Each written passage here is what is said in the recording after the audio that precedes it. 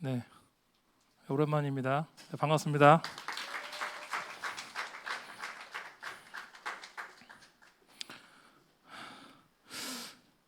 제가 오랜만에 나와서 아마 저를 모르시는 분이 많을 것 같은데 앞에는 다 아시고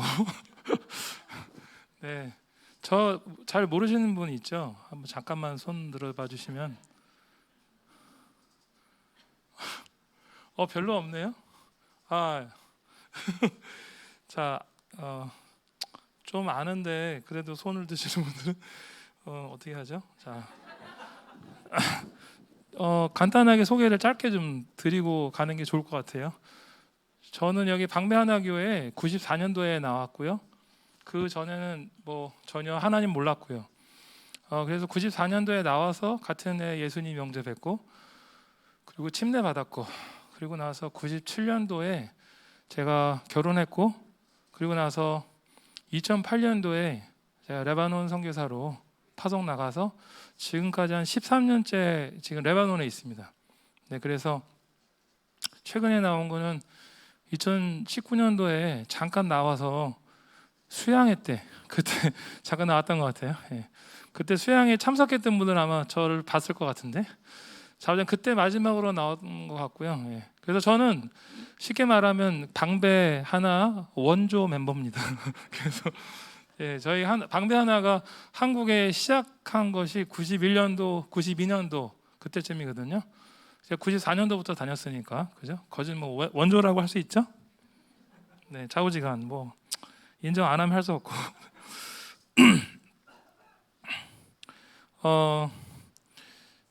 저희 그 하전사님이 제 셀리더였어요. 예, 그리고 그 지금도 기억이 나요. 그 집에서 이제 셀 모임을 항상 하전사님 그 집에서 했거든요. 그래서 거기 가면은 이제 들어갈 때부터 빵 냄새가 났었어요. 그게 이제 히다치 그 빵 기계 그 저기 일제거든요, 일제. 히다치. 하여튼 그래서 그 빵이 지금도 그 맛이 기억이 나요.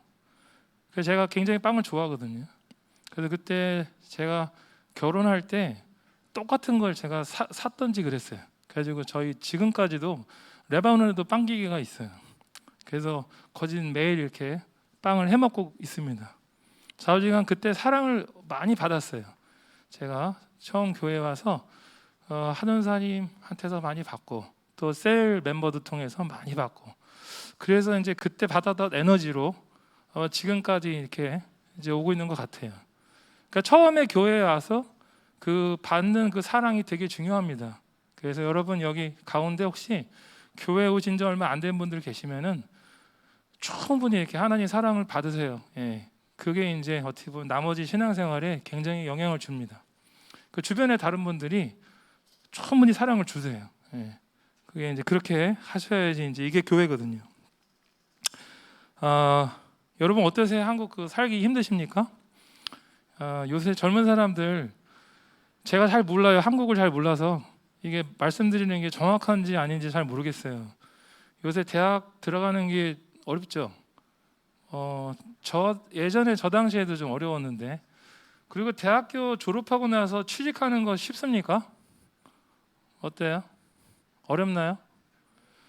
어렵죠. 요새도 어렵죠. 예, 요새 대학교 졸업하고 나서 취직하는 것도 좀 어렵다고 들었어요.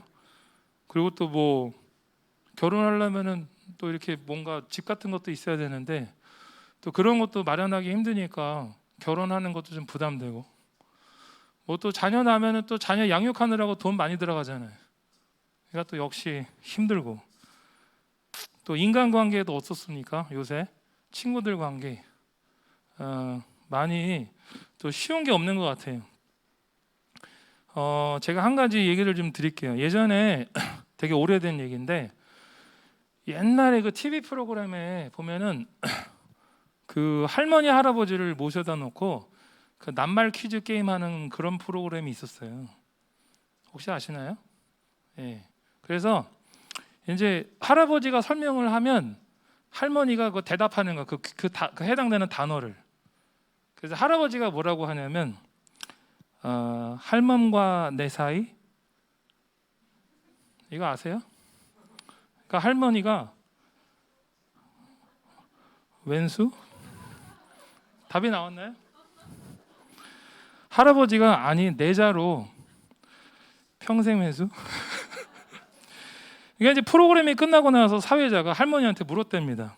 할머니, 다시 태어나시면 혹시 할아버지하고 또 결혼하시겠어요? 할머니가 그럼 하지 하고 말고, 아니 할아버지하고 평생 왼수라고 하셨잖아요. 아니 이렇게 몇십 년 동안 길들이느라고 힘들었는데 또 어떤 놈을 힘들게 길들이겠어? 옛날에는 뭐 이제 약간 우스갯소리로 이제 부부 간의 관계를 뭐 이런 식으로 표현을 하면서 이렇게 좀 그랬던 적이 있어요. 요새는 어떻습니까? 부부 관계 괜찮나요? 여기 결혼하신 분 있나요? 결혼하는 분 어떻게 괜찮으세요? 부부 관계? 괜찮죠? 사는 게 힘들어가지고 이런 경제적인 문제, 여러 가지 자녀 문제 이런 것들이 부부관계 쪽으로도 이렇게 가더라고요. 좌우지간 행복하게 사시기 바랍니다. 이렇게 말하니까 갑자기 주례 같네요. 자, 레바논도 많이 힘들어요 요새. 요새 이제 특별히 주유하기가 힘듭니다. 주유를 하려면은 아침 새벽같이 주유소를 가야 돼요. 그러니까 새벽 기도가 아니라 새벽 주유를 해야 돼요.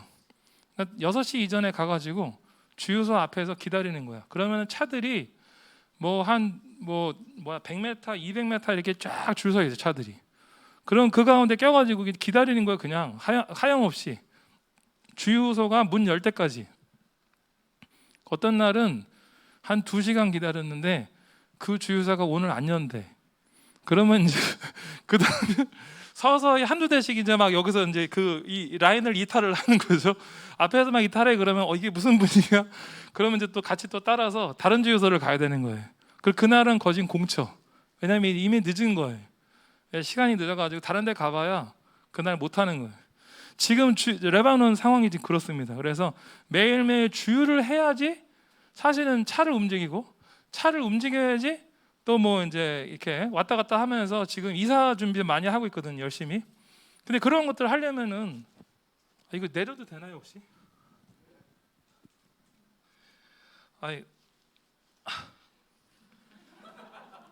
그렇게 땀이 그래서 요새 참 힘듭니다 레바논도. 그래서 오늘 제가 이제 여러분하고 좀 나누고 싶은 것은 요새 우리가 어떤 데에다가 우리의 인생을 좀 어떻게 보면 포커싱을 두고 초점을 두고 살까? 그리고 인생의 목적을 어디에 두고 살까? 왜냐하면 요즘에 진짜 왜 사는지 잘 모르는 사람들이 더 많아지고 있는 것 같아요. 특별히 믿는 사람들은 더더군다나 인생의 목적 이런 것들을 초점을 갖다가 분명하게 하고 살아야 사실은 그래도 좀 이렇게 정신 차리고 살 수 있는데 그것도 없으면은 왜냐하면 지금 눈 가리면 코 벤다라 그랬나? 맞나요 속담이? 눈 가리면 코 벤다 아닌가요? 하여튼 오랜만에 얘기가지고 좌우지간. 네. 그래서 참 요새는 좀 정신 차리고 살아야 되는데 복음은 여러분 언제부터 시작됐는지 아세요? 복음은 왜냐하면 우리 성경이 얘기하는 것은 복음인데 굿뉴스죠. 굿뉴스. 이게 신약 시대부터 시작이 됐습니까? 복음서가 신약에 있잖아요. 그죠? 구약에는 없잖아. 그러면 복음은 구약에는 없는 건가요? 어떻게 되는 겁니까? 그리고 그러면 만약에 복음이 있다 그러면 뭐가 복음이죠? 기쁜 소식. 근데 뭐가 기쁜 소식입니까?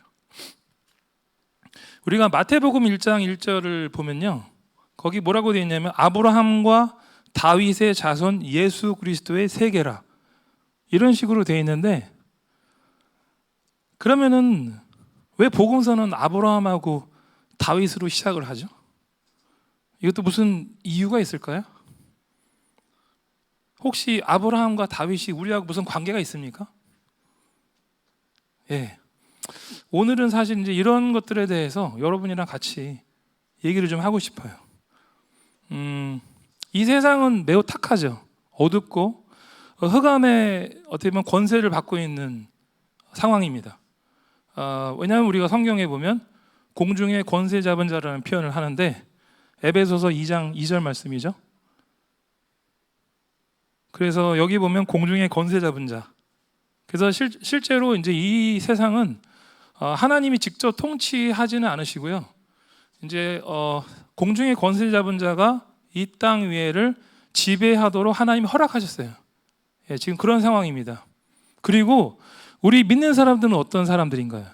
믿는 사람들은 그 흑암의 나라에 살다가 지금은 뭐냐면 시민권이 바뀌었어. 우리의 시민권은 뭐냐면 하나님 나라 시민권이에요. 믿는 사람들은 이제 시민권이 바뀐 거지. 그런데 살고 있는 지역은 여전히 흑암의 나라에서 살고 있는 거예요. 이게 이제 우리에게 갈등을 유발시키는 겁니다. 그죠?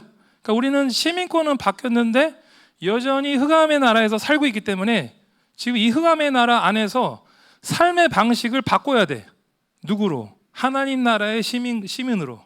그런데 그것이 잘 바뀌지가 않으니까 갈등이 시작이 되고 문제가 시작이 되는 거예요. 그리고 또 하나는 제대로 바뀌어도 문제가 돼. 왜냐하면 사는 지역이 흑암의 나라이기 때문에 흑암의 나라의 시민답게 살아야지 문제가 덜 되는데 오히려 그죠? 근데 여기서 하나님 나라의 시민으로서 정체성을 가지고 살아가면 계속해서 컨플릭이 일어나잖아요. 그죠? 가치가 다르니까 삶의 방식이 다르고 가치가 다르니까 계속 충돌을 하잖아요. 그러니까 문제가 되지. 자주야 우리는 지금 문제의 상황 가운데 있는 거예요. 세상은 가면 갈수록 희망이 없습니다. 그래서 왜 살아야 되는지 궁극적으로 우리가 이런 부분에 대해서 자꾸 퀘스천을 하게 돼요. 혹시 여러분 천국을 사모합니까? 하나님 나라를 사모하십니까? 한번 손 들어보세요. 천국 사모하십니까? 자, 여기서 주저주저 하시는 분들은 이거 안 돼요. 그렇게 다시 한번 천국 사모하시는 분? 확실하게 손 내리시고. 자, 천국이 진짜 좋은 데면은 지금 빨리 가면 되잖아. 왜 안 가고 이 땅에서 버티고 있는 거죠? 왜 버티고 있어요 지금? 천국이 그렇게 좋으면 빨리 가면 되지. 왜 이 땅 위에 있습니까? 우리는 그러면 천국이 좋은 거 뻔히 아는데 이 땅 위에서 왜 이렇게 버티고 있을까요? 왜 살아야 됩니까? 이 땅 위에서. 이것도 이유가 있어야지. 그럴듯한. 그러니까 이게 우리 인생의 목적이랑 관계가 있는 거예요. 그리고 이렇게 어둡고 탁한 흑암의 나라가 지배하는 이 땅 위에 하나님의 나라가 임한다. 이거가 사실은 복음입니다. 복음이 다른 게 아니고 하나님의 나라가 이 흑암의 나라 가운데 이거를 팍 뚫고 하나님의 나라가 임하는 거예요. 이게 복음이에요. 복음이 다른 게 아니고. 그래서 성경에서는 뭐라고 얘기하냐면 아주 헷갈리게 얘기해요. 하나님의 나라가 이미 임했다. 그런데 또 뭐라고 얘기하냐면 하나님의 나라가 임할 것이다. 이 두 가지를 다 얘기하고 있어. 참 헷갈리네. 그죠? 이게 무슨 소리예요? 그래서 만약에 하나님의 나라가 임한다면 어떤 일이 벌어집니까? 하나님의 나라가 임한다면 어떤 일이 벌어져요? 그리고 왜 그게 우리한테 관계가 있고 왜 우리가 그게 즐겁죠? 왜 기쁘죠? 왜 신나죠? 하나님의 나라가 임하면 실질적으로 일어난 구체적인 일들 가운데 우리가 상상할 수 있는 것은 뭐냐면 모든 악이 없어지는 거예요. 모든 죄가 없어지는 거예요. 모든 문제가 없어지는 거야. 갈등이 없어지는 거예요. 인간적인 갈등, 사회적인 문제 다 없어지는 거예요. 너무 신나지 않습니까? 저만 신납니까? 신나죠? 그래서 제가 이제 오늘 같이 한번 살펴봅시다. 우리에게 성경은 이 복음에 대해서 어떻게 얘기하는지, 그리고 복음서는 왜 아브라함과 다윗으로부터 시작이 되는지, 그리고 복음은 신약부터 시작이 될까요? 아니면 구약부터 시작될까요? 그죠? 하나님은 언제부터 이 복음을 계획하셨을까요? 이런 것들에 대해서 한번 살펴봅시다. 창세기 3장 14절, 15절 말씀인데요. 15절만 있군요. 14절에는 이렇게 돼 있어요. 여호와 하나님이 뱀에게 이르되 네가 이렇게 하였으니 네가 모든 육축과 들의 모든 짐승보다 더욱 저주를 받아 배로 다니고 종신토록 흙을 먹을지니라. 그 15절입니다. 같이 한번 읽어볼까요? 시작. 수가 되게 하고.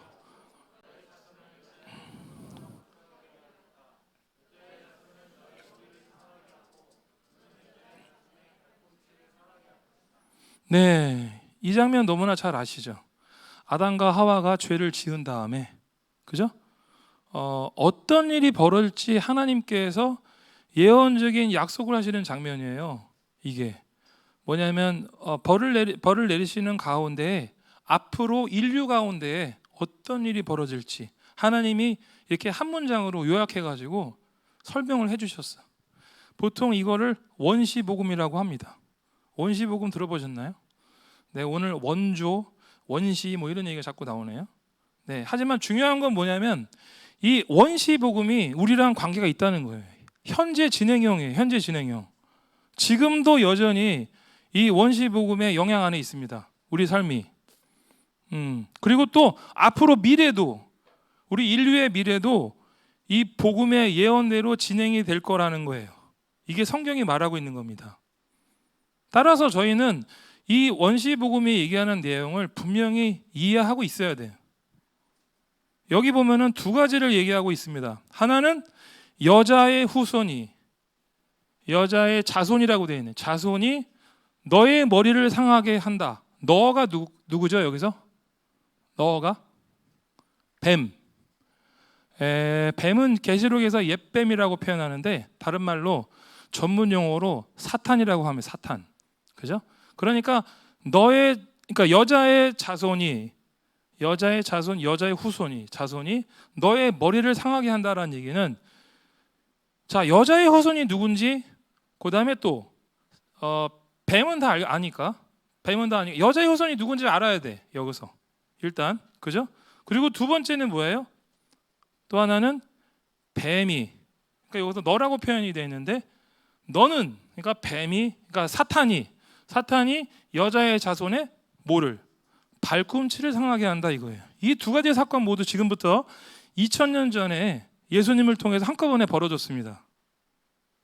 그러면 여기서 여자의 자손이 왜 예수님이죠? 혹시 아시나요?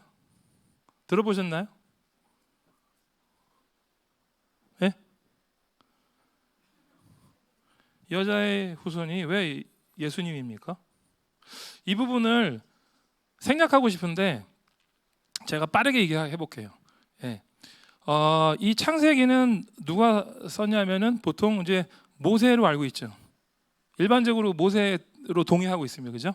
그래서 모세가 실제 활동 시기가 약 BC 한 1500년으로 봅니다.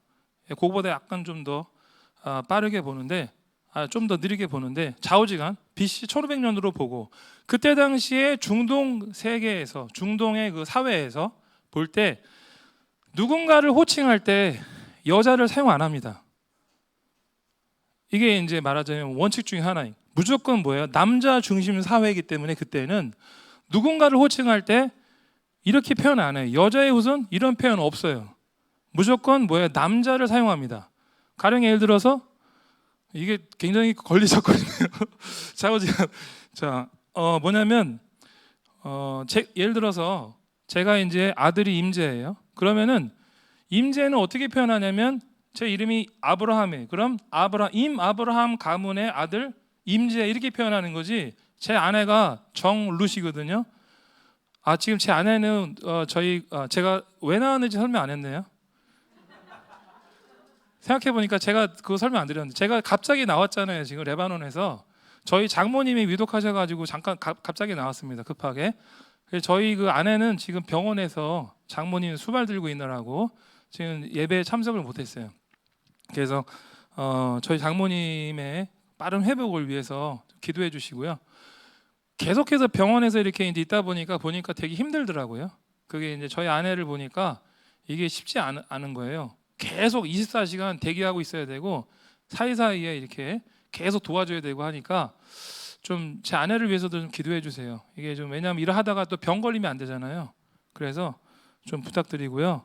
또 한 가지는 지금 레바논에서 저희가 나와 있으니까 나머지 분들이 힘들 거 아닙니까? 예, 지금 이제 이사를 계속 준비하고 있는데 우리 세라 선생님, 그다음에 또 재훈 선생님, 그다음 미연 선생님 이런 분들을 위해서 같이 생각난 김에 기도 좀 해주시기 바랍니다. 좌우지간 제가 어디까지 얘기했죠? 네, 그래서 예를 들어 제 임재 같은 경우에는 임 아브라함의 아들 임재 이렇게 표현을 하고요. 반대로 예를 들어서 저에 대해서 표현하면 어떻게 합니까? 그러면은 저 같은 경우에 첫 번째가 딸이에요. 딸, 아들 이렇게 됩니다.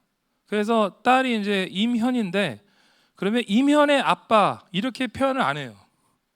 뭐라고 얘기냐면 둘째가 아들이에요. 임한. 한이 아빠라고 표현을 하는 거예요. 이해가 되십니까? 여자는 호칭에서 제외돼요.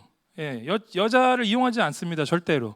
지금도 중동 사회에서는 동일해요. 지금도 그래요. 우리나라 같은 경우에도 7, 80년대 그죠? 좀 우리가 연령이 좀 되시는 분들은 아실 거예요. 누구 엄마, 누구 아빠 이렇게 부르잖아요. 그죠? 근데 지금은 이제 많이 그런 호칭도 많이 뭐 사라졌나요? 잘 모르겠는데. 요새는 어때요? 그렇게 하나요, 계속? 안 하나요? 예. 한국은 많이 이제 이런 문화가 바뀌고 있죠. 그런데 중동 사회에서는 여전합니다. 지금도 남자 중심 사회 그렇게 돌아가요.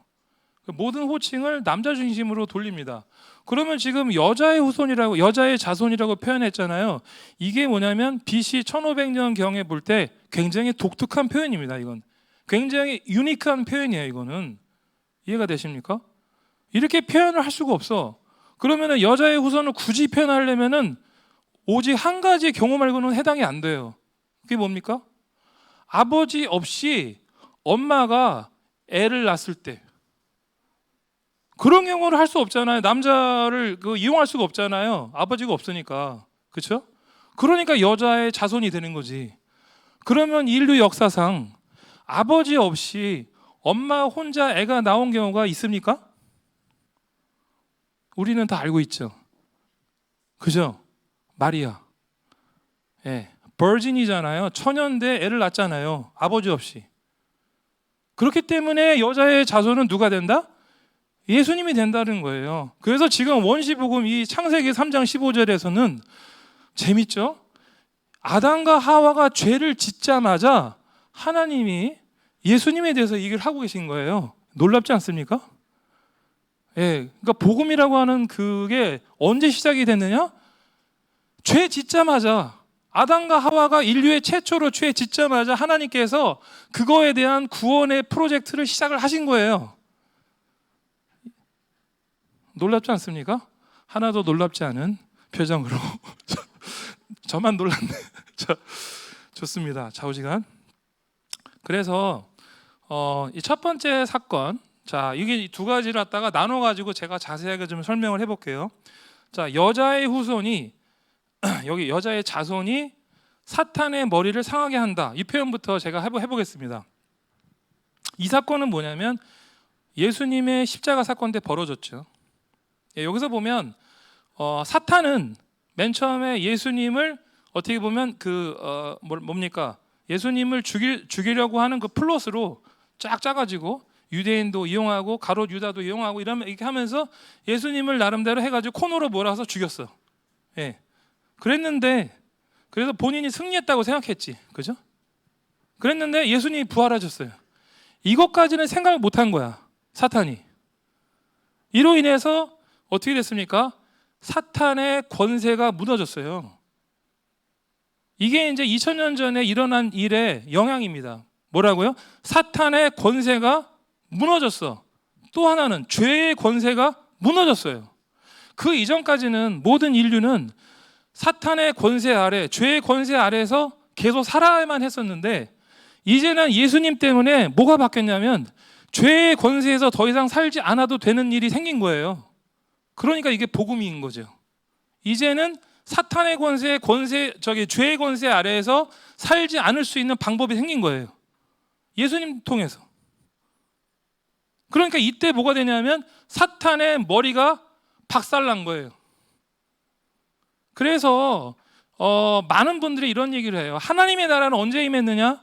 얘기를 할 때 이거를 보통 그 노르망디 상륙작전으로 많이 비유를 해요. 제2차 세계대전이 승리가 언제 확정됐느냐? 노르망디 상륙작전 때 확정이 된 거예요. 연합군이 노르망디 상륙을 딱 했을 때 승리가 확정이 된 거예요. 연합군 승리가 확정이 된 거야. 이게 2000년 전 예수님 사건인 거죠. 그런데 언제 그럼 완성이 될 것이냐? 이 전쟁이. 그게 바로 뭐냐면 예수님이 다시 오실 때. 그 2차 세계대전 같은 경우에 베를린의 연합군이 딱 거기에 깃발 꽂을 때 그때 완전히 끝나잖아요. 그게 언제 끝나냐? 바로 하나님이 다시 예수님이 다시 오시는 재림 때. 그때 하나님 나라가 뭐 할 것이다? 완성될 것이다. 그러니까 이렇게 되니까 하나님의 나라는 2000년 전에 이미 임했지만 그리고 승리가 확정이 됐죠. 그런데 그것이 완성이 되는 건 언제 완성이 된다? 예수님이 다시 재림하실 때 이렇게 되는 거예요. 그래서 already not yet 이렇게 되는 이미 그런데 아직 not yet. 이해가 되십니까? 하나님 나라에 대한 개념에 대해서 잠깐 설명을 드렸어요. 좌우지간 그래서 하나님이 이 사건에 대해서 구체적으로 이거를 사람을 통해서 이그젬플로 보여주세요. 이 원시 복음에 대해서 누구를 통해서? 다윗을 통해서. 그러니까 다윗이라는 인물이 여기서 이제 나오는 거예요. 다윗이 왜 우리가 이 다윗의 인물에 대해서 알아야 되느냐? 여기서 그 필요성이 지금 나오는 건데 인간 다윗은 사실 별 볼 일 없어요. 인간 다윗은 실제로 보면은 거진 10계명을 다 어긴 사람입니다. 예, 그 사람한테 뭐 이렇게 인간적으로 뭘 이렇게 뭔가를 이렇게 배우려고 하는 그런 거는 우리가 성경을 볼 때 인물 중심으로 보면 안 돼요. 성경을 볼 때 그 인물 뒤에 있는 누구? 하나님을 봐야 됩니다. 하나님이 모든 성경 스토리의 뭐다? 주인이다. 갑자기 불이 꺼집니까? 네, 주인이다. 다시 한번 안 꺼지죠? 네. 자, 그래서 이 다윗이라는 사람이 우리 고다윗 전도사님이 있네요. 네, 약간 긴장하고 있을 것 같은데. 왜 우리는 이 다윗에 대해서 되게 좋은 이미지를 가지고 있을까요? 하나님께서 이 다윗과 그의 후손에게 엄청난 축복을 하세요. 근데 이게 뭐 때문에? 다윗이 드리는 예배 때문에.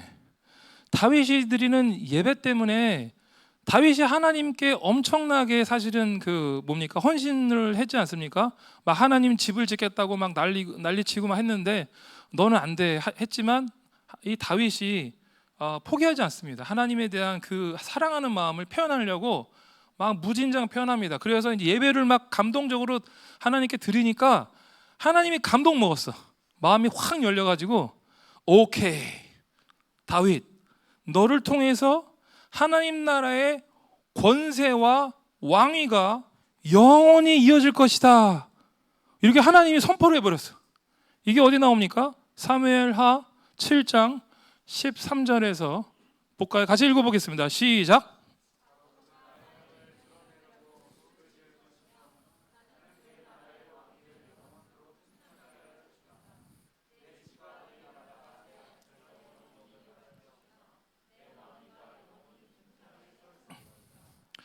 다윗의 후손이 누굽니까?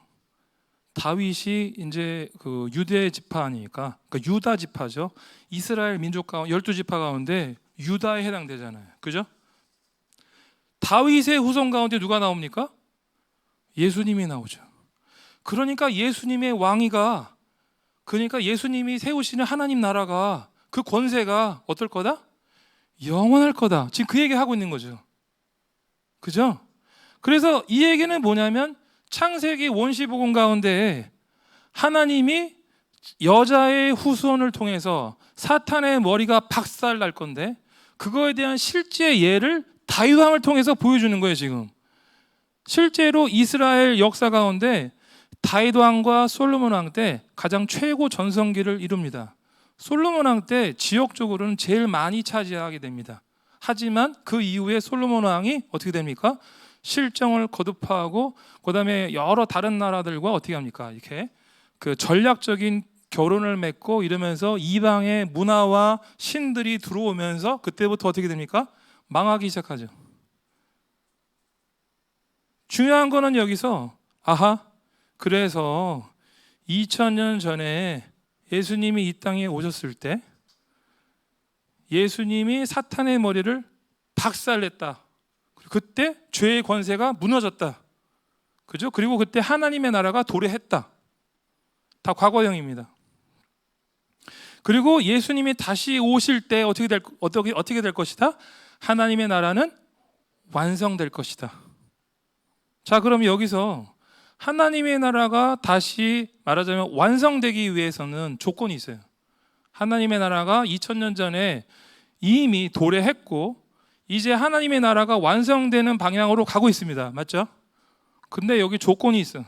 무슨 조건? 세상에 있는 모든 나라와 모든 민족과 열방들에게 하나님의 복이 어떻게 증거되어야 돼요. 그래야지 땅끝이 온다라고 성경이 얘기하고 있어요. 마태복음 24장 14절 말씀. 마태복음 24장 14절 말씀. 같이 한번 읽어보겠습니다. 시작. 이 하늘나라의 복음이 온 세상에 전파되어서 그 모든 민족에게 증언될 것이다. 그때야 끝이 올 것이다. 그러니까 하나님은 이 사명을 맨 처음에 이스라엘 민족에게 줬어요. 그죠? 아브라함을 통해서 줬죠. 그런데 목적은 뭐였어요? 그 이스라엘 민족을 통해서 이 하나님의 복음이 어떻게 되도록 모든 민족에게 모든 나라 가운데 이 복음이 증거되도록. 맞죠? 쉽게 얘기해서 우리가 집에서 어떤 상품을 배달시킨 거예요. 온라인으로. 그런데 이 상품이 오는데 경유지가 있고 최종 목적지가 있어. 최종 배달지가 있어. 최종 배달지는 어디예요? 지금 모든 민족입니다. 모든 나라입니다. 중간에 경유지는 어디예요? 이스라엘이에요. 죄송합니다. 이스라엘을 통해서 하나님의 이 복상품이 축복 상품이 이스라엘을 통해서 먼저 통과해가지고 어떻게 된다는 얘기예요? 마지막으로 최종 배달지는 모든 민족과 모든 나라 가운데 전파되어진다는 거죠.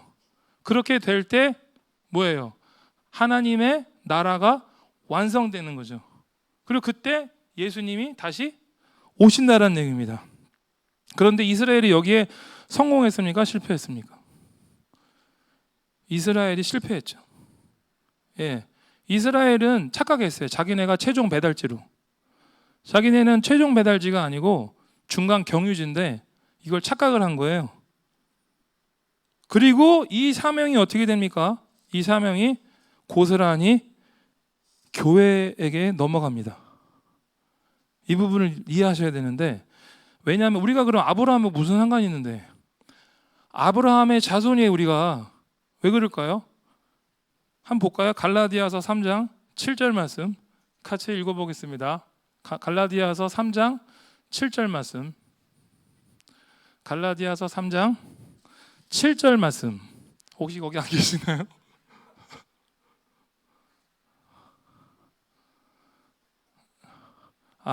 컴퓨터가 아마 문제가 있는 것 같습니다. 갈라디아서 3장 7절 말씀 제가 읽어볼게요. 그런즉 믿음으로 말미암은 자들은 아브라함의 아들인 줄 알지어다. 갈라디아서 3장 29절 말씀. 너희가 그리스도께 속한 자면 곧 아브라함의 자손이요 약속대로 유업을 이을 자니라. 이렇게 나와요. 하나님의 유업을 이을 자니라. 하나님의 유업이 뭔데? 하나님이 아브라함에게 약속하신 약속입니다. 언약입니다. 그건 뭐냐면 아브라함에게 너는 복의 근원이 될 것이고 그 다음에 너를 통해서 모든 나라가, 모든 민족이, 모든 열방이 그 복을 받게 될 것이다. 이게 하나님의 유업입니다. 그죠? 그런데 이게 지금 부르심을 받은 사람들, 영적인 아브라함의 자손인 누구한테?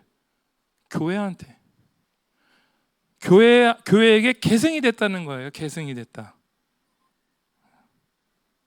그러면 그러면 이제는 하나님 나라의 완성을 위해서 이제 누가 달려야 됩니까? 하나님 나라의 완성을 위해서 교회가 달려야 되는 거예요. 왜냐하면 아브라함의 언약이 누구한테 지금 계승이 됐어요? 교회한테 계승이 된 거예요. 부르심을 받은 사람들한테 계승이 됐다고. 이거는 말하자면 그 강으로 비유하면 상류 하류가 있어. 그래서 강이 상류에서 하류로 흘러가는 건 자연스럽잖아요. 그죠? 그래서 우리 교회가 이제는 뭐예요? 하나님의 축복을 받고, 그래서 우리가 뭐가 되는 거예요? 복의 소스가 되는 거예요. 리소스가 되는 거예요. 복의 근원이 되는 거죠. 그 얘기는 뭐예요? 그리고 나서 이 복이 어떻게 하류로 흘러가야 돼. 하류가 어딘데? 모든 민족, 모든 열방이죠. 그런데 예를 들어서 강이 상류에서 하류로 흘러가야 되는데 흘러가는 거를 거부하면 어떻게 됩니까? 간단하죠. 막히면은 고이면은 고이고, 고이면은 썩고, 썩으면 부패하고, 그죠? 꽝이 되는 거죠. 그러니까 교회는 반드시 뭐를 해야 된다? 선교를 해야 된다. 이해가 되십니까? 지금 이 논리가? 하나님 나라의 완성은 누구한테 달렸다? 교회에게 달렸다. 교회가 그냥 교회 자체가 목적이라고 생각하면 오산이죠. 교회 자체는 목적이 아니에요. 교회는 뭐냐면 경유지입니다. 최종 배달지, 최종 목적지가 교회가 아니에요. 모든 민족, 모든 나라, 모든 열방이 최종 목적지인 거예요. 그래서 교회가 자신의 배만 부르게 이렇게 그냥 여기가 좋사오니 이러면 곤란하다는 거예요. 그럼 누구랑 똑같아져요? 이스라엘이랑 똑같아지는 거예요. 이스라엘이 그랬으니까 이스라엘이. 자, 그래서 교회가 늑장 부리면 하나님이 재림하는 것이, 그러니까 예수님이 재림하는 것이 늦어져요. 교회가 서두르면 어떻게 됩니까? 하나님 나라 완성의 시기가 더 빨라지는 거죠. 서두르면. 자, 여기까지 혹시 이해가 되십니까? 다 따라오고 계세요? 너무 어렵습니까? 쉽죠? 자, 두 번째. 사탄이 여기 있나요? 사탄이 여자의 후손, 여자의 자손, 즉 누구예요? 예수님의 발꿈치를 상하게 한다는 표현을 보죠. 이거는 하나님이 우리 인류를 어떻게 구원하실지에 대한 예언의 말씀입니다. 여기서 발꿈치라 그랬잖아요. 발꿈치를 상하게 한다. 이건 뭡니까? 발꿈치는 머리가 아니죠. 그러니까 뭐예요? 치명적인 공격이 아니에요. 치명적인 공격이 아니다라는 거예요. 그러니까 예수님이 일시적인 죽음. 그러니까 사탄이 볼 때는 완전히 완전히 이렇게 죽음으로 몰았다고 생각했는데, 근데 알고 보니까 일시적인 죽음이었어. 그냥 3일 후에 다시 부활하셨잖아요. 그죠? 그래서 이걸 갖다가 표현을 어떻게 하냐면 원시복음에서는 발꿈치를 상하게 했다 이렇게 나오는 거예요. 머리가 아닌 거지. 발꿈치니까 일시적인 죽음. 그래서 이것은 이제 예수님의 순환, 예수님의 십자가 사건, 그렇지만 일시적으로 죽으셨고 다시 3일 만에 부활하신 그 사건을 얘기하는 거예요. 예. 그래서 하나님께서는 이 어떻게 보면 그 예수님이, 여자의 후손인 예수님이 발꿈치를 상하게 된 이 사건을 구체적으로 성경의 인물을 통해서 다시 한번 또 보여줘. 굉장히 친절하죠. 친절하게 이거를 미리 또 보여줘. 그 사건이 뭡니까? 혹시 아시나요? 예수님의 희생을 미리 보여준 사건. 창세기 22장에 나오죠.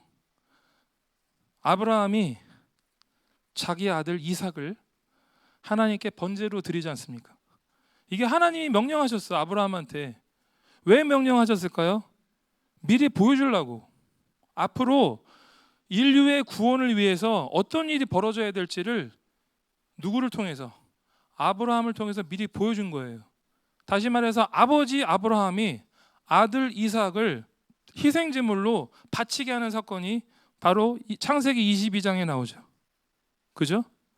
이게 뭐냐면 아버지 하나님이 독생자 아들 그리스도, 예수 그리스도를 어떻게 십자가로 보내가지고 죽으시게 만드는 사건이랑 동일합니다.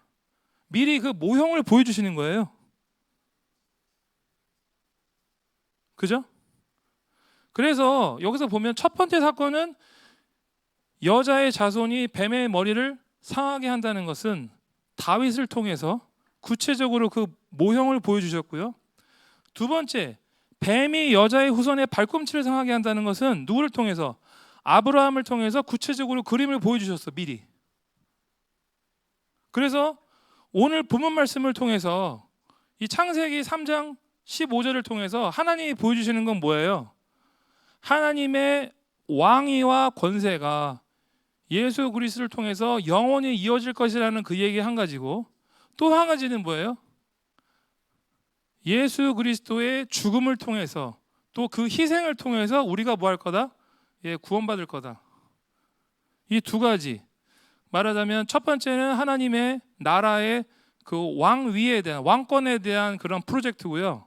두 번째는 뭐냐면 인류에 대한 구원의 프로젝트. 이 두 가지가 동시에 창세기 3장 15절에 선포가 된 거예요.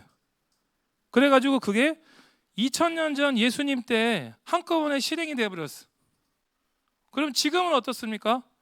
2000년 전 사건이 지금이 유효합니까? 유효하죠.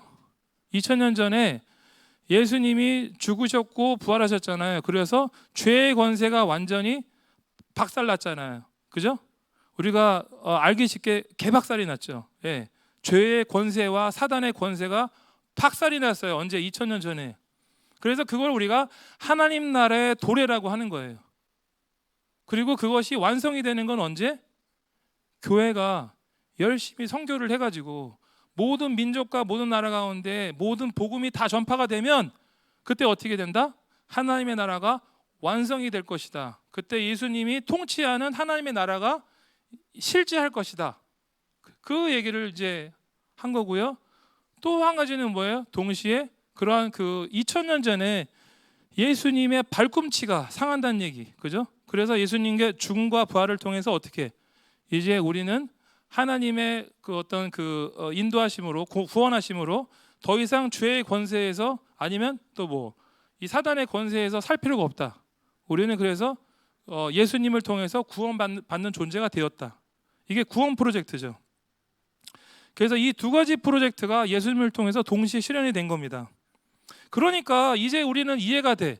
마태복음의 1장 1절에 왜 아브라함과 다윗의 후손, 그죠? 그 계보의 예수 그리스도의 시작이라 이렇게 나오잖아요. 예수 그리스도의 계보가 이렇다고 하면서 아브라함의 자손이요 다윗의 자손인 예수 그리스도의 계보는 이러하다 그러면서 복음서가 시작이 된다고. 그러니까 아브라함과 다윗으로 왜 복음서가 시작이 되는지 이제 우리는 이해가 되는 거예요. 그렇죠? 자, 여기까지 이제 이해가 됐어요. 자, 그러면은 이 두 프로그램 사이의 관계에 대해서 여러분한테 설명을 드렸고요.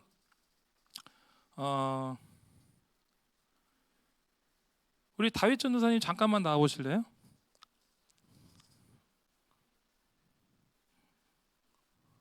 자, 사탄의 머리를 깨부수는 사건. 그거는 뭐냐? 이쪽으로 올라오시죠. 자, 우리 여기 이름이 어떻게 됩니까?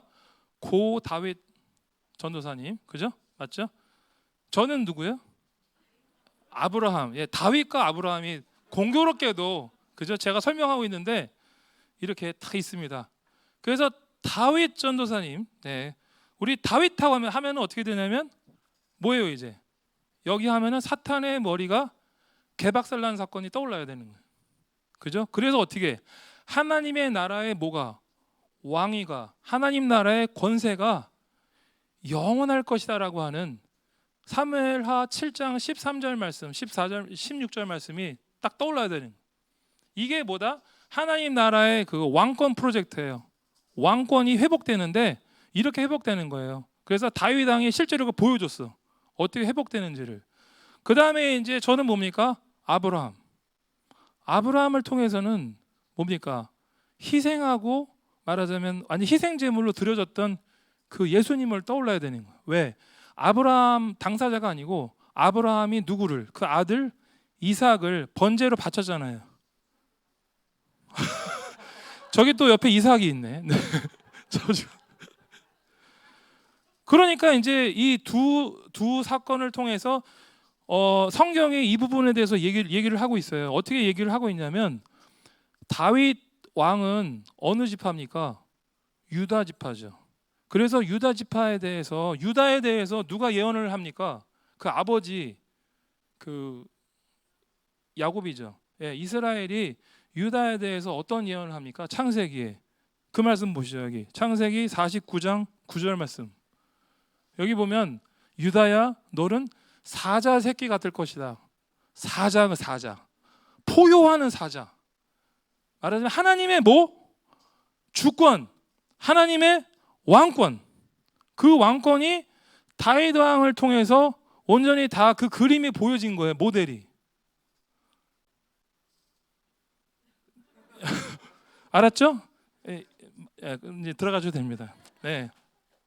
자, 그리고 이제 9절 10절 그 보면은 보세요. 저기 이게 유다에 대한 얘기인데 뒤에 보면은 자손 만대까지 권능으로 그 자리에 앉을 분이 오시면 만민이 그에게 순종할 것이다. 자, 그래서 이게 지금 하나님의 왕위에 대해서 다윗을 통해서 이루어질 것이고 보여질 것이고 실질적으로 다윗의 자손인 누구? 예수 그리스도를 통해서 이게 진행될 거라는 거를 지금 어디에서? 창세기에서 이미 얘기하고 있어요. 그죠? 그리고 여자의 후손의 발꿈치를 상하게 한다라는 그 사건을 통해서 우리는 아브라함이 보여준 그 그림, 그죠? 그래서 우리가 구약에서 신약에서 계속 뭘 표현하냐면 어린 양에 대한 표현을 합니다. 그게 이사야서 여기 나오나요 혹시? 이사야서 53장 7절 말씀에 보면 여기에 도수장으로 끌려가는 어린 양. 그리고 요한복음 1장 29절에 보면 세상 죄를 지고 가는 하나님의 어린 양. 이게 표현이 나오잖아요. 이게 뭐냐면 이제 그 아브라함 통해서 아브라함의 아들 이삭이 번제로 바쳐지는 사건으로 먼저 그림 모형으로 보여지고 이것이 지금으로부터 2000년 전에 예수님을 통해서 실제로 보여진 이제 그 실행되어진 사건인 거죠. 그죠? 이 두 가지가 같이 언제부터 창세기부터 시작이 됐고 지금도 계속해서 진행되고 있는 사건입니다. 지금도 여전히 우리는 죄의 권세에 있다가 즉 흑암의 나라에 갇혀 있다가 예수님 때문에 어떻게 되는 거예요? 예수님 때문에 비로소 하나님 나라로 이렇게 들어올 수 있는 거예요. 죄의 권세에서 뛰쳐나오고 또 사탄의 권세에서 뛰쳐나올 수 있는 거예요. 이제 가능한 거야 이게. 언제부터? 예수님 때부터. 지금도 계속 유효하죠. 맞죠? 그래서 이 두 가지 사건이 공교롭게도 동시에 표현되고 있는 데가 있어요. 계시록에 보면 계시록의 5장 12절 말씀인데요. 같이 한번 읽어볼까요? 자, 시작.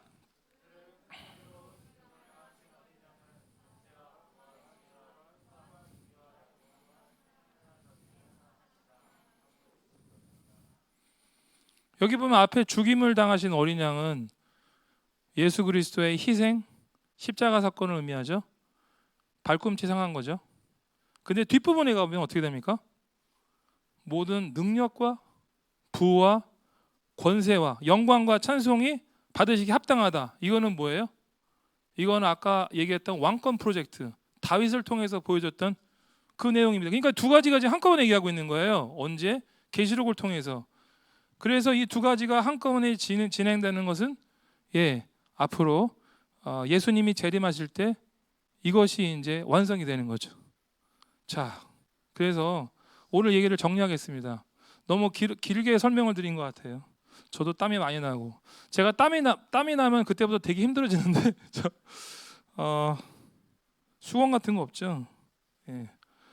자,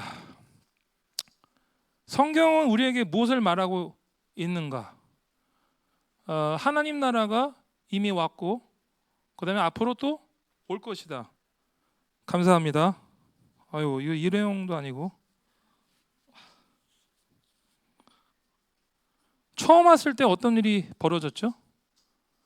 사단의 권세가, 죄의 권세가 완전히 무너졌죠. 그래서 우리는 죄의 속박으로부터 벗어나 가지고 구원받을 수 있게 됐습니다. 그러면 하나님 나라는 언제 완성될 것인가? 뭐에 달렸다 그랬죠?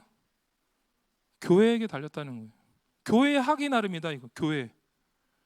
교회가 열심히 선교하면 하나님 나라 완성은 앞당겨질 것이고, 교회가 늑장 부리면 늦어질 것이다.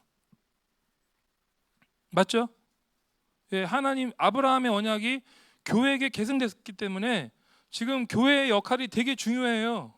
교회가 여기가 좋사오냐 하면서 그냥 우리만 건강하면 돼. 그렇지 않습니다. 하나님은 그렇게 안 보세요. 예, 지금 계속해서 그 얘기를 한 거예요. 그죠? 교회가 선교를 안 하면 물이 고이고, 상류에서 하류를 흐르지 않으면 물이 고여서 썩고 부패하고 결국은 뭐예요? 그냥 꽝이 되는 거예요. 그래서 교회는 기본적으로 건강해야 돼. 그리고 먼저 하나님의 축복 가운데 있어야 돼. 이게 첫 번째. 두 번째는 첫 번째로 끝나는 게 아니고, 두 번째 뭐예요? 교회를 통해서 모든 민족과 모든 나라와 열방 가운데 하나님의 복이 증거돼야 되고 전해져야 돼요. 이 두 가지가 동시에 이루어져야 되는 거예요. 이해가 되십니까? 네. 그래서 하나님 나라가 완성이 되면 어떤 일이 벌어진다 그랬죠? 이 땅의 모든 악이 제거되고, 그죠? 죄가 없어지고, 모든 인간적인 갈등이 해결되고, 사회적인 문제가 다 없어지는 거예요. 그럼 모든 슬픔도 괴로움도 모두 사라지는 거죠. 오직 하나님 안에서 기쁘고 즐거움으로 가득 차게 되는, 충만하게 되는 겁니다. 자, 우리는 지금 하나님 나라의 시민들입니다. 맞죠? 전에는 흑암 나라의 시민들이었지만 지금 이제는 우리 정체성이 완전히 바뀌었어요. 하나님 나라의 시민들. 우리 골로새서 1장 13절 볼까요? 거기 보면 아버지께서 우리를 암흑의 권세에서 어디로? 건져내 가지고 자기의 사랑하는 아들의 나라로 옮기셨습니다. 지금 우리는 옮겨졌어요 이미. 내가 긴가민가 이렇게 생각하시는 분 있나요? 그렇지 않아요. 여러분이 예수님을 마음에 이미 모셨고, 예수님을 구주와 주님으로 마음에 모셨고, 예수님을 따라서 사는 삶을 살려고 노력하고 있으면 이미 하나님 나라에 들어오신 거예요. 아시겠습니까? 단지 뭐예요? 여러분의 삶의 방식이 다 안 바뀔 수 있어. 왜냐하면 전에 흑암의 나라에서 오랫동안 살았잖아. 그러니까 이쪽으로 바뀌었지만 삶의 라이프 스타일이 아직까지 다 바뀌지 않을 수 있어요. 하지만 여러분의 정체성, 여러분의 신분은 분명하게 인식하고 있어야 된다. 그죠? 그래서 우리가 세상 사람들처럼 살면 안 돼요. 요즘 한국 현대사회를 보니까 제가 몇 가지 단어가 떠오르는데, 하나는 뭐냐면 경쟁, 또 하나는 과시, 이런 단어들이 떠오릅니다. 그러니까 젊은 사람들이 보면은 유튜브나 이런 거 보면은 막 몸매 만들어 가지고 이제 자랑하고, 얼굴 만들어 가지고 자랑하고, 학벌 자랑, 스펙 자랑, 가진 거 자랑, 그리고 또 몸에 좋아 보이는 것들에 대한 욕심들, 또 눈에 보이는 그런 것들에 대한 욕심들로 가득 찬 그런 모습들. 우리 교회 얘기하는 게 아니고 지금 이 현대 사회가 보여주는 그런 모습들이라는 거죠. 이런 것들은 흑암의 나라, 사탄의 나라에서 사는 사람들의 가치관입니다. 그죠? 가치관이 달라요. 하나님 나라는 가치가 다릅니다. 그래서 이러한 것들은 요한일서 2장 16절에 보면 뭐라고 되어 있냐면, 같이 한번 읽어볼까요? 시작.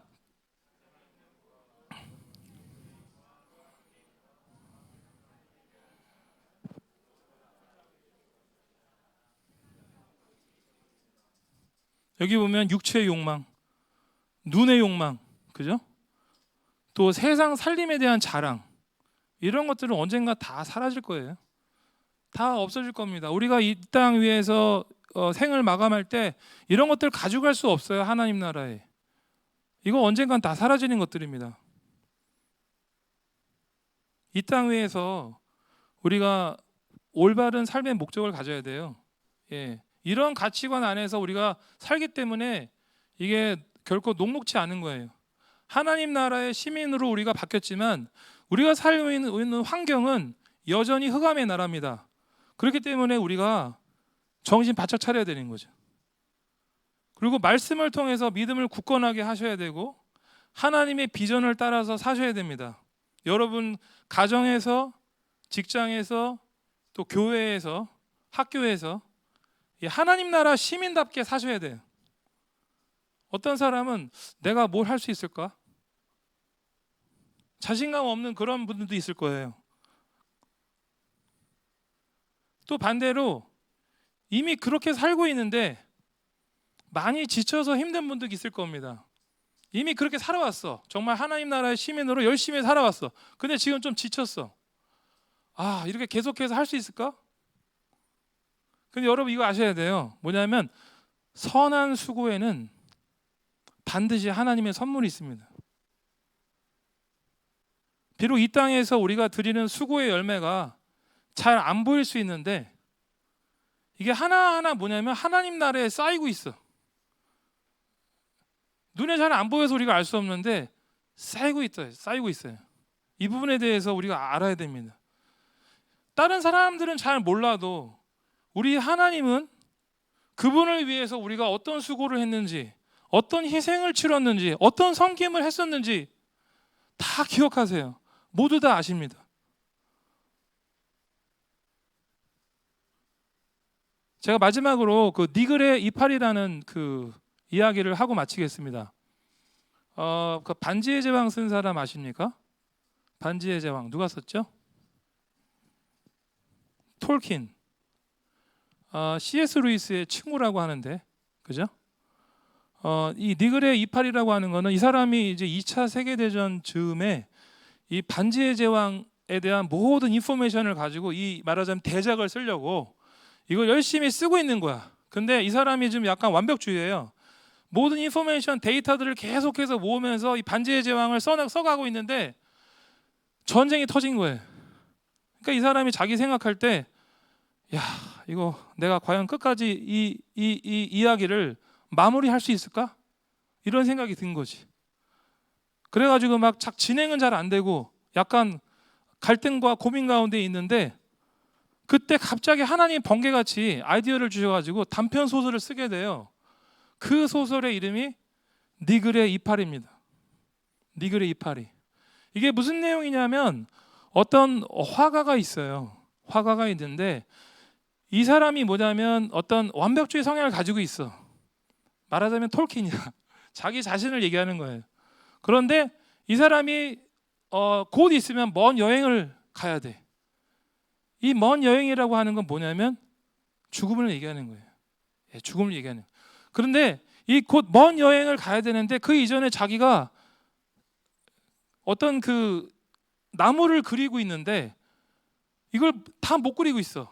그래가지고 거기 이파리 하나를 열심히 그리고 있는데 그러다가 먼 여행을 떠나버린 거예요. 말하자면 죽은 거죠. 그리고 나서는 이 사람이 하늘나라를 천국을 타고 이렇게 쫙 여행을 합니다. 그래서 쭉 가는데 어느 순간 어디서 많이 본 것 같은 어떤 나무가 보이는 거예요. 그래서 이 사람이 가만히 유심히 보니까 자기가 그리려고 했던 그 나무가, 그 자기가 이파리 하나만 그려놓은 그 나무가 그 하나님 나라의 온전한 모습으로 다 있는 거예요. 말하자면 뭐예요? 예, 이 사람은 지상에서 살 때 자기가 한 거는 이파리 하나밖에 없다고 생각했는데 하나님 나라에 가니까 이게 전부 다 그려져 있는 거지. 하나님이 우리를 그렇게 보신다는 거예요. 이해가 되십니까? 그러니까 우리가 다른 사람들은 잘 몰라. 근데 내가 하나님 앞에 드렸던 섬김과 희생과 그 마음들, 이런 것들 하나님이 다 아세요. 다 기억하시고 하나하나 하나님 나라에서는 그거를 다 완성하고 계시다는 것이. 그러니까 우리가 여기서 뭔가를 다 말하자면 열심히 하는데 다 못해도 상관없어. 다 상관없어요. 예, 중요한 거는 우리가 하나님께 드렸던 마음이고 하나님께 드렸던 그 헌신이고 섬김이지. 이런 것들을 하나님이 다 하나하나 기억하고 계시다라는 겁니다. 그러니까 여러분, 우리 끝까지 포기하지 말고 하나님 나라의 시민으로서 달려갑시다. 아멘이십니까? 네, 그래요. 우리 잠깐 기도하겠습니다. 오늘 제가